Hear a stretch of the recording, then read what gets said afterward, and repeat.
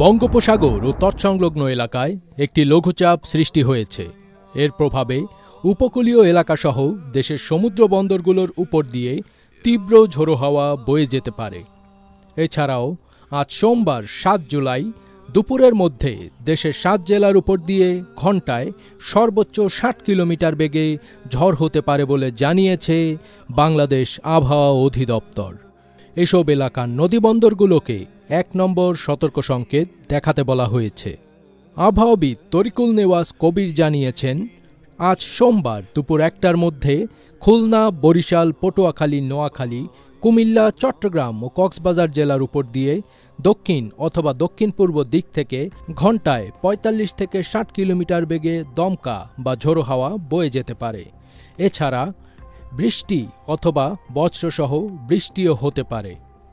ফলে এসব এলাকার নদীবন্দরগুলোকে ১ নম্বর সতর্ক সংকেত দেখাতে বলা হয়েছে। এদিকে বঙ্গোপসাগর ও তৎসংলগ্ন এলাকায় একটি লঘুচাপ সৃষ্টি হয়েছে, যার প্রভাবে দেশের উপকূলীয় এলাকাসহ সমুদ্র বন্দরগুলোর উপর দিয়ে ঝোড়ো হাওয়া বয়ে যেতে পারে। এ কারণে ৪ সমুদ্র বন্দরে ৩ নম্বর স্থানীয় সতর্ক সংকেত জারি করেছে আবহাওয়া অধিদপ্তর। গতকাল ৬ জুলাই আবহাওয়া অধিদপ্তরের সামুদ্রিক সতর্কবার্তায় এ তথ্য জানানো হয়েছে।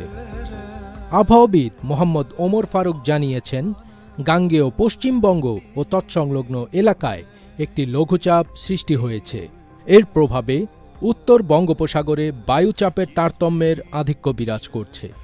এই অবস্থায় উত্তর বঙ্গোপসাগর, বাংলাদেশের উপকূলীয় এলাকা ও সমুদ্র বন্দরগুলোর উপর দিয়ে দমকা বা ঝোড়ো হাওয়া বয়ে যেতে পারে। ফলে চট্টগ্রাম, কক্সবাজার, মোংলা ও পায়রা সমুদ্র বন্দরকে ৩ নম্বর স্থানীয় সতর্ক সংকেত দেখিয়ে যেতে বলা হয়েছে।